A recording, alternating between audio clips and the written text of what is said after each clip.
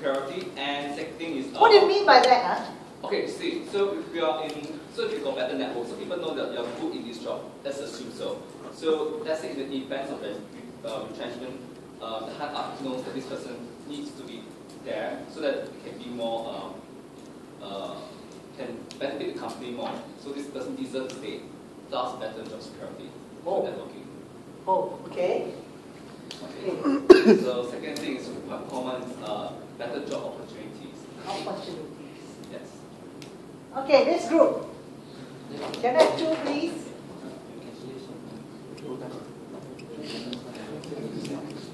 Hello, come on.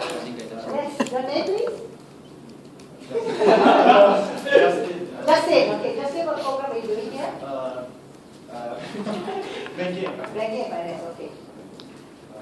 Why is it important? One of the points is to satisfy one's self-interest. Satisfy one's self-interest. Can you elaborate this, please? Can I put self-interest in inverted commas? Don't say. We didn't really discuss much on that. Oh, did you discuss? Yeah, we just... Who said this? Point. Who said this? So you must have a real rationale for saying this. What? What's your name? No, my name is Kendrick. Kendrick. Okay, why? Because right, overall in the end, right, whatever you want from someone else, whatever you want from someone else, that's actually so different. So that's what I feel overall in this world. Okay. We should clarify that. What's the next one? Everything is rich common goal. Can I know if I have a common goal, what would that be for you? What is that common goal for you? I mean, to reach common goal, what is that? Who said that just now? Which common goal? Who? You again, Henrik. Who? Henrik. No, no, simply call. Okay, then. Actually, I didn't say this. Okay, who said it just now? Who said it? Can't remember. Okay, okay, this group.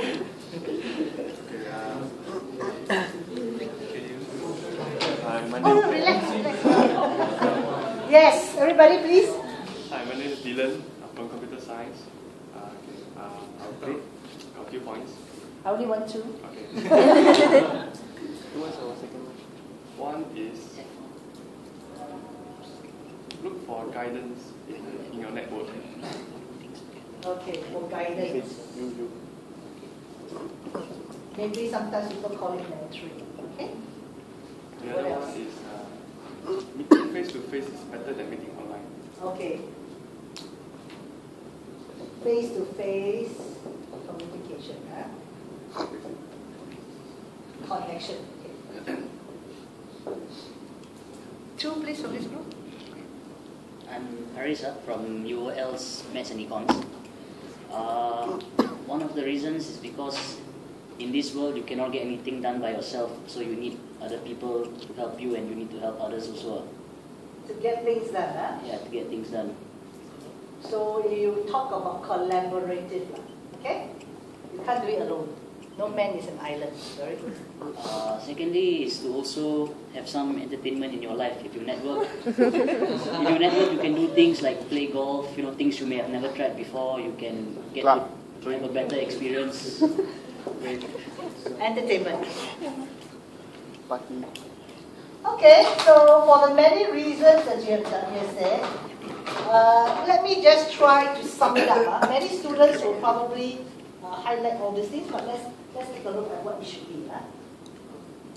If I have to talk about networking, these are probably the three broad reasons. I mean, summing up, everything that you say will probably fall into one of these categories.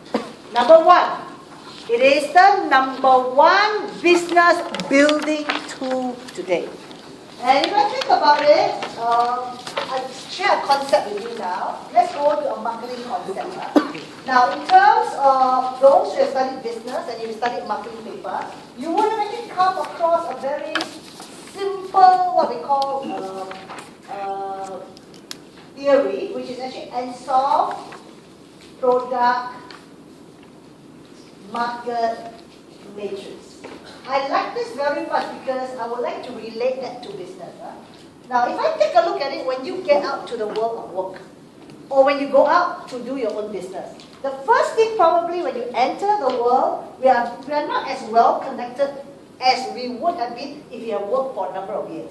So this is what we call the matrix, product, matrix here, market. This is existing, this is new. This is existing, this is new. So let's say you're going to join private banking, or for those at the banks, or in relationship banking. So what the things will be doing is, you find that you have to do something which gives you what we call your bread and butter. Otherwise, you can never meet your target. So, or you are selling, let's say, like yesterday night, I had dinner with my past students, and one of them are actually selling engineering products. So the first thing he told me was, when he first started working, they gave him a list of contacts, which probably were clients that they had for many years, but have not been reactivated. So obviously, one of the very simple rules is, can I sell more of my existing products to my existing customers? So this is the first rule. And in the context of doing that, we're always talking about building relationship with the existing client base. Otherwise, you'll be actually knocking at the doors all the time. Now, let me give you a simple illustration. I already told you I'm 57, so I've been working for probably 30 over years. In my life, I would have bought and acquired a couple of assets. So I remembered the first car I bought was a second-hand car. So when I got my financing, the officer who attended to me asked me a few questions, filled the form, I signed my name, and then I became an owner of a second-hand car. Then after maybe a year or so, I got a little bit better at my job, and then I got my increment, then I said, wow, I think I'm going to get a new car. So I decided to sell my car away. So I called the bank and asked for an early settlement amount. And all I did receive was this piece of paper with a calculation of his early settlement signed by a computer-generated signature. Hey, I'm a customer, but they make money for me, you know. They can't have a decency to sign the letter, so I was a bit pissed off, okay? And after that, they never called me because I thought the very fact that I sold my car is because I would have bought a new car. So if the bank officer would have followed up with me, he would have got two deals. My deal, which is getting a new car, and the deal will be I'm selling the car to someone else, and that person could be a client of the bank. So if that officer followed me until today, I must have changed, I don't know, 5 cars, maybe, I don't know. I probably have bought a couple of houses, some to stay, some to invest. I bought an office space. If he followed me, she would probably have done what? A couple of $1 million business with me. And not that I'm very rich, but I'm just giving an illustration. So if he or she had followed me, then he would have got what we call the bread and butter. And many people don't get it. So in terms of relationship building, in terms of networking, your existing customers will be probably the easiest to start networking. He already had the interaction with them, so closing the second deal, closing the third deal becomes easier. So computer people have this term called the share of the wallet. So if I'm going to spend my money anyway, if I come to you, and then I go to your competitor, why don't I spend all my whole wallet with you? That's the whole context of it all.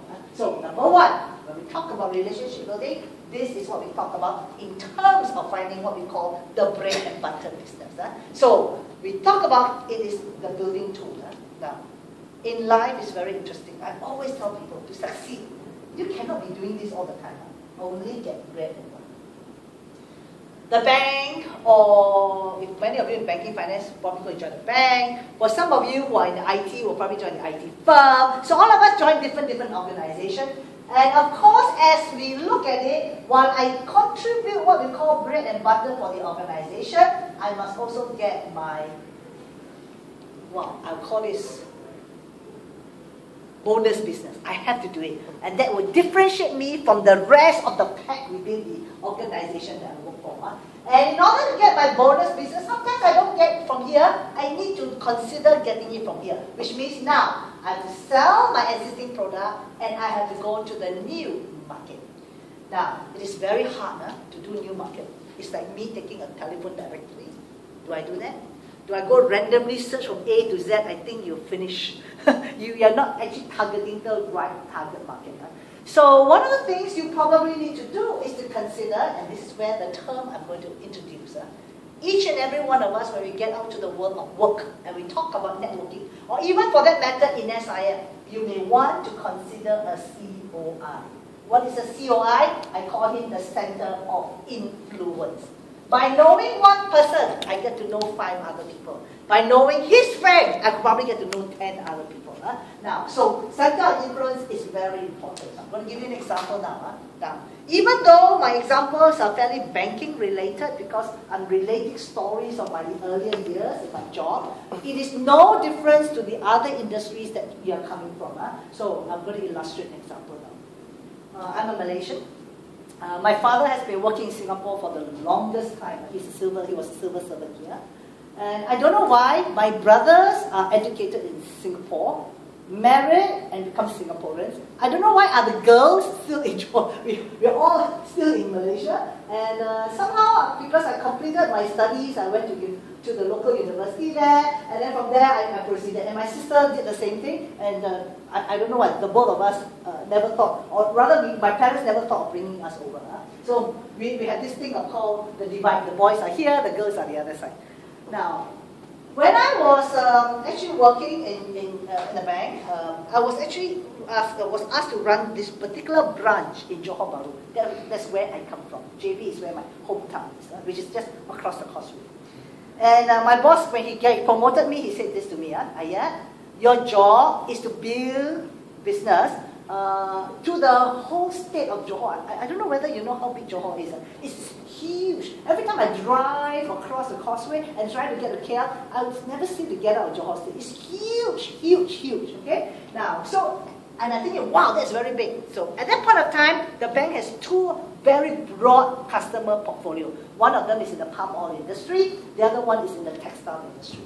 So I go to this little place called Batu Pahat. It is what they call the Paris of the East. Everything you talk about fashion is actually manufactured in Batu Pahat.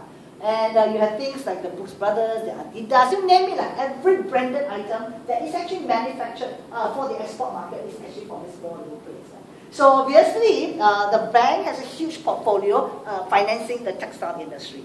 So the first thing first, my boss said you have to manage this. So I'm looking, I totally don't know anybody in Batu Pahat. So I took the bank's portfolio, which I started from here, and then I decided to select 10 names. I don't know who they are, randomly do it, but of course I set a criteria. And of the 10 names I selected, I said, oh, I think it must be with the bank for the last 5 years. The payment record must be very high.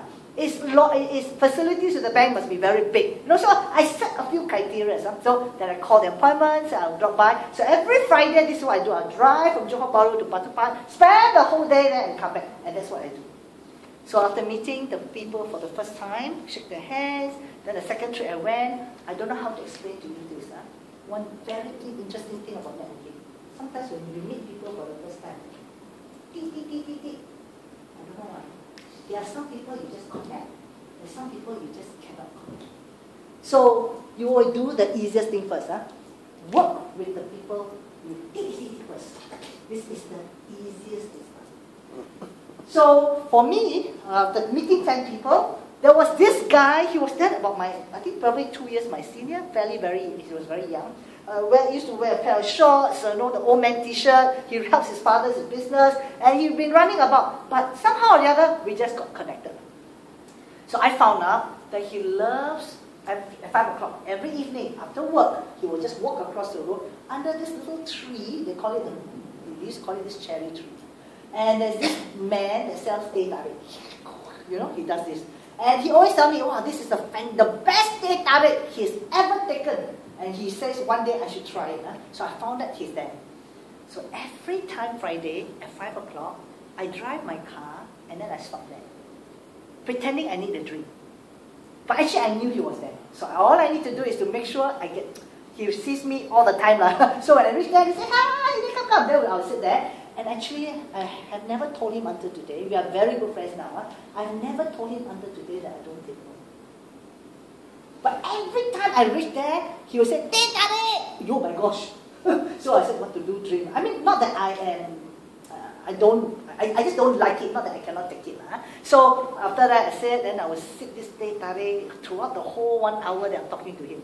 And you know what? He is my eyes and he's my ears. And this is the conversation we have every week. He says, hey, so today who do you see? I said, I saw Mr. A. Oh, Mr. A. Oh, business very successful. But if you have money, you better keep it in your pocket. That means don't lend. Then I will say, oh, today I saw Miss B. Oh, Miss B. She has been in business for 4 years. But her word is her integrity.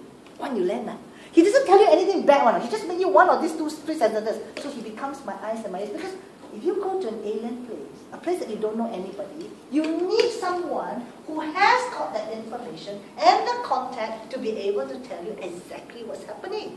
You're not there, you don't live there, you don't know anybody. How do you know whether who is credible and who is not credible? So from that perspective, he was someone very well connected to me.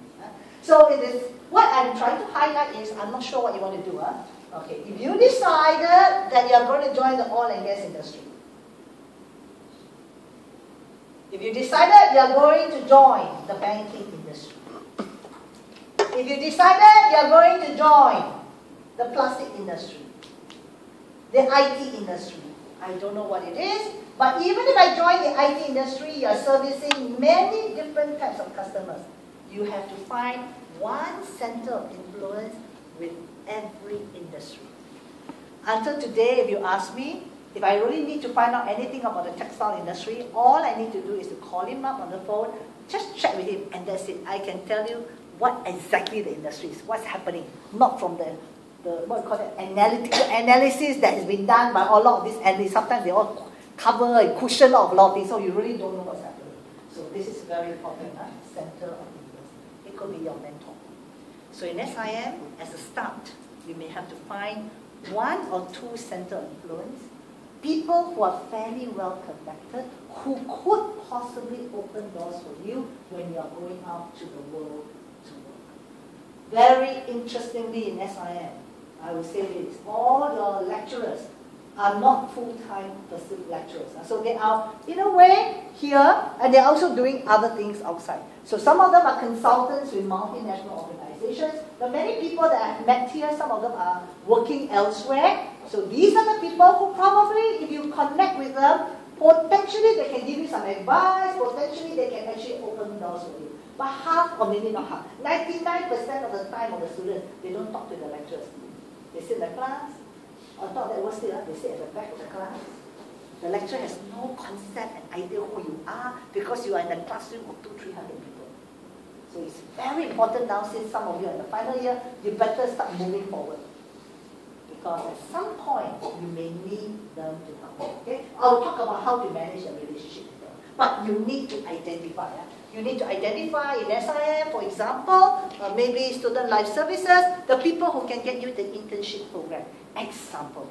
So the first thing that pops up in your head, these are the people, this guy, he has been talking to me, he's got this skill set. So there are many people with a similar skill set, but your face will keep popping up, and therefore they will give you this opportunity. So please think about getting this. Get out to the world of work, also consider COIs. Now there are some criteria about COI. The person must be successful. Not necessarily yes and no, but it better still is successful. Fairly, very well connected. Some people, most connected people are successful anyways in the things that they do. You don't have to have a huge network as far as they're concerned. Sometimes there are only 4 or 5 networks, but they actually do extremely well with the 4 or 5 networks. So you need to find this and COIs at work and outside work. The people who actually feed you with information that make you different from other employees. This is not important. We are talking about expansion of business, so we are not concerned about that. So these are the 2 things that you can get. So it is the #1 business tool. So if you have this connection, this person will connect you with some other people. With this connection, you connect with some people very well. Okay, so I think this is important. Huh? Now, number 2 is to get things done. In my younger days, while working in the bank, there's one thing we always do on Friday night. We go to the pub. And we'll hang around, not because I love to drink, but because we want to go and hear rumors. What's happening in the market? Who is having a bad day? What M&A is going happening? Then people are talking all the time. So I met this very young, probably much younger than, let me say how many, probably 10 years younger than me. He was working for Fleming's, a research guy. He's from Stanford University. Brilliant chap. And he only believes in equity, and I don't believe in equity. For the many years, I never bought any equity share. I never bought any shares in the stock market. I've always believed in property, so I like to buy property. So that's what I'm very good at, and he is very good at equity. So we clicked, we got to know. Well, he always call me auntie, which is very bad. I don't know, even a 10 years gap also called auntie. This is terrible. But a brilliant chap. So we talked, and he always tell me, this stock, why is it good to buy? Then I said, no, you take your money, trust me, go buy property. So every weekend we'll be property hunting, and then and then he will tell me about investing. So I started getting into the equity market, he started buying properties. So we get along superbly. Then he got promoted. He went and joined one of the top research house, and then he became the head of research, and he went to Bangkok to head the branch, to head the office there. So every time when he comes back, he will give me a call. He says, hey, I'm coming back for the weekend.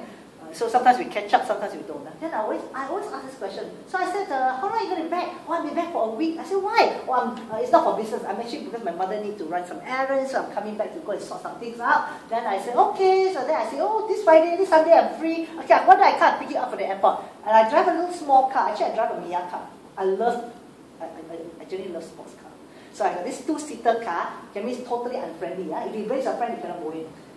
So if he comes alone, I will take my car, I'll pick him up, and then I will ask him, so how are you going to run about? No, I'm thinking of renting a car. I said, forget it, you can take my car. So he sent me home, and then he will take my car. And for your information, the whole week I take bus.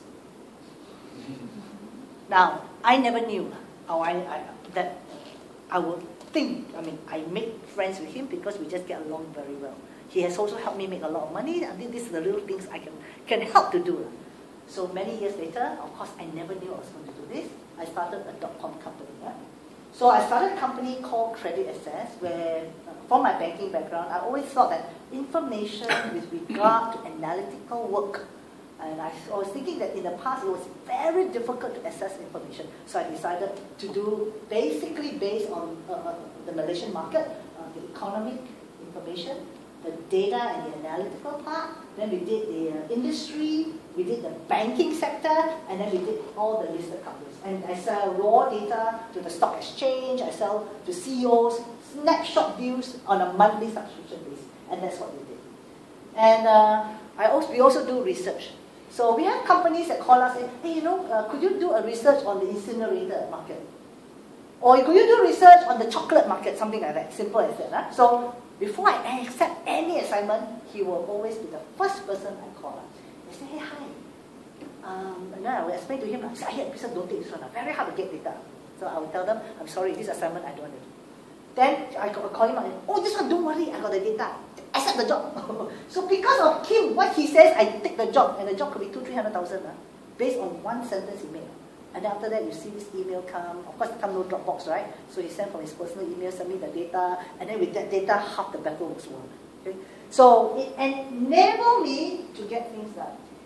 I never knew that he would be at that position someday, in a position to help me. Yeah?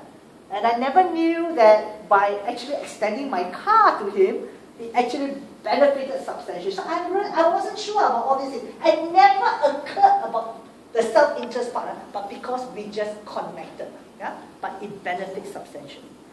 Now, this is something is very important that I want to highlight. We network not because we need it, but when we need it, our network is there. Can you see the fine difference I'm talking about now?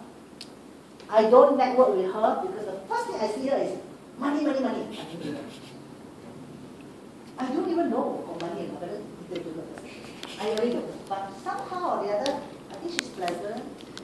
She has got that warmness, we talk, she has this eagerness to learn, for example, and I just connect. And who knows, down the road something happens, and then because I got to know her very well, and I got some issues and problems, she will probably, I really need help. And because I did everything that's right, enabling her to facilitate the help. Okay? Now, in this classroom, we have very interesting people, all coming from different walks of life. And you will find that at the end of the day, you never know how connected these people are. Maybe very small now, but in the years to come, it might be people who can actually assist you. We really don't know. Okay? Now, so to get things done. In school, the same thing. You're a club member. You have some things, that you need to facilitate to do. And suddenly something happens. And can you imagine if you have the connection? All you need to do is to take a phone call. Whoever is the other side comes and help you. It's because you want to execute a job. The next one is to move up the corporate ladder. I think each and every one of us has a goal. I think one of you say trying to achieve your goal. I assume that your goal, be it a position or a position that you want to get into, or it is a business you want to get into, certainly if you're talking about everything I need to learn will take me towards my goal. That's your intent. And I always highlight this. The only way, of course, given that you have the competence, you must have the network to facilitate that. And therefore, am I going to conclude this now, that it is actually a generic skill. At a level that we are talking about, this is part and parcels of everybody's minimum skill set that you must have. If you don't have, you can't get funding, you can't get mentors, you can't develop your career. So how can you ever now decide to think about how can I climb up this way? There is no way at all. So in a way, this is generic skills. Now I'm going to differentiate the difference between technical skills versus business skills. Okay? Now, I'm not saying, now many of you who are studying, be it banking finance, accounting finance, computer, IT related stuff, you are acquiring what we call skill sets within your degree to actually enable you to take yourself to the workforce so that the door is open for you for an interview. So your technical knowledge and ability opens that door. That means your degree opens the door. After a while, you will notice that as you climb up the corporate ladder, your technical skill sets are going to be less and less. What is very important for you to succeed is your business skill set. And if I divide business skill sets broadly, I think I mentioned this before in some of my classes, you must have what we call strategic thinking. And if you don't have that, you don't understand how to position yourself, you don't understand how to position the business, you will probably not get the senior level stuff. So you need to think very strategic. Okay? Now, you must also have what we call marketing and selling skill sets. And when I'm saying that, I'm not talking about you going out peddling products. I'm talking about you selling yourself, how you package and sell yourself.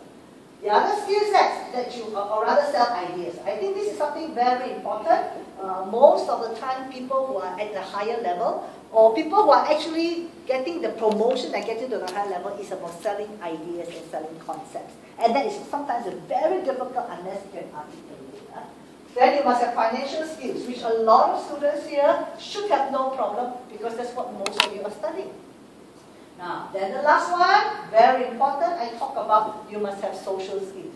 And social skills for today, we're talking about is your networking skills. Of course, it comes to communication, it comes to public speaking, but the focus that I'm talking about is networking skills. So, given that, it is actually what we call moving up the corporate ladder to do that. Now, I'm going to talk a little bit about politicking now.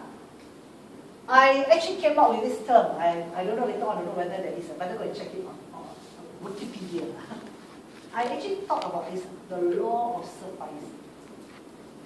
Of course, people use it in economics term, but I use it at the workplace. Now, interestingly, this is level promotion, process level promotion, process level promotion. Now, at this juncture, there's only one. Let's say this is a fairly senior, this is a CEO position. So which means there are maybe 3 people or 4 people who has come up in the list that you think the organization thinks they want to promote. Maybe don't go so high. Let's put senior managers. Okay. So obviously the rule is very simple. Anybody that falls within the contribution band of this will qualify. So technically this person is not done. Okay. So any 3 of this person can be promoted. And I've always been told by my father, because my father didn't go to polytechnic school. My father always said, work very hard and you get where you want. So I lived with that rule for many, many years. And I think, so I think this position should be mine. But sometimes I'm bypassed. So the boss promoted this guy. So obviously I'm frustrated. The fellow here is also frustrated, right? Because among the 3 of us, he's probably the lowest in terms of us, we think about contribution. But he is still within that band that qualifies for promotion. So one of the things that we actually need to think about in terms of networking is we have to form allies, what I'm saying. I'm not talking about fanning. I'm not talking about this. I'm talking about 3 equally qualified, but the person who best network will be able to get a job. Now, I will give you an example, and that's why I left the bank. Of course, I was vying for the number 1 job. I was the number 2 at the point in time. And then I was bypassed for the job. So I was really frustrated. I was probably the key contributor to the revenue of the organization. But I don't do this very well. Every time my boss do something stupid, I'll tell him off. And every time I don't agree something, I will tell him off. The boss doesn't want another person like that. Headache. The other colleague of mine, everything the boss says, he doesn't battle with him. He says, well, you could do it this way, but... And then he goes on, and he's really saying everything that is right. But he's saying the same thing that I say. Except that I say it in a harsher manner. So put yourself in his shoes now. When I came out, of course I'm very angry. But after many years, I begin to realize, if I am my boss, who would I promote? The one who will support me, not the one who keep on, isn't it? He's like, even though I meant well, he doesn't want me to be there because there I am trying to fight for everything, which is, to me, for the organization. But to him, it's really nagging him. So in the end, I was bypassed on promotion and I quit the job. So he was promoted. Did this guy do a very good job? Of course he did a good job. He works so well with the board of directors. He knows how to, he knows that the skills that to maneuver himself around, and he actually still deliver the promises, because at the end of the day, you just need to manage the operation. You don't need to run the numbers anymore. You just make your people run the numbers. So as you climb up the corporate ladder, you must engage. And today, when we talk about that, we are talking about allies. So even if you don't like the boss, he's going to be your ally. Don't make him your enemy. Okay, so this is something very important. So down the road, if you think you cannot hack this, please don't join the corporate world. Then join the world of business. Then it's the same thing. Now, I have been teaching this program for years. And then of course I come across this Harvard article, and I'm looking at it, my goodness, they say the same thing that I say, except the Harvard people write very well. I don't write it as well. Yes, I look at this very layman, but the same thing. The number 1 business tool is strategic. And what is strategic? It is about leveraging connections inside and outside the organization. And this is what organizations expect you to do when it comes to networking. So to get things done. It is not in your notes because this doesn't belong to me. So if you want, just take a snapshot. Otherwise, I'm going to lead you to find the article in Harvard Business Review. Everybody please write January 2007. How leaders create and use networks. You must read the full article. Okay? Now, you go to SIM website online, go to business sources, type in this article, how leaders create and use network, and then put Harvard Business Review. You click the article will come up. So then you just download it. It is the fantastic Okay, listen, I'm going to say this. When you leave SIM, you must continue to become a student for this very reason. Online access to the library for you. You can get anything and everything for a fraction of for, I don't know, 0.00, all you've been paid is probably 100 cents. To get a membership, to do all this, is probably cost $80,000 a month. To buy Harvard Business Review article, if you want, it's going to cost you something like probably 300 per year subscription. And all you need to do is you pay $100 to get everything else. So continue to become a member of this. Okay? Now, so this is strategic. Number two, to get things done. To get things done is operational network. And what does operational network mean? Is to build strong working relationships within the organization. So the first thing you need to do when you go out to work is to actually build connections all over the different departments. That when you need something very urgently, someone wouldn't mind doing it for you now. Okay, so this is something because you need to get it done. So it is for operational network. That being said, the way to move up or to get ahead is actually your personal network. And this is when you develop what we call for your professional and personal development. You need that kind of context to open doors for you, to take you to the next level of your career. So broadly divided into 3 areas. Okay, but of course, like I say, Harvard writes it very, very well. So you have a purpose written here, and what you need to have is the key attributes and behavior that facilitates that. Okay, now. I'm going to pause here for a discussion now. After talking, you will probably have a glimpse of what networking is all about. Everybody, please. Oh, yeah, stop there. Okay. Now, I want you to do this. I want you to describe or define what networking is. But if you can't do that, I would like you to come up with some keywords that describe networking to you. This one we shouldn't take long. I'm going to give you only 5 minutes to do it, starting now. So we'll stop.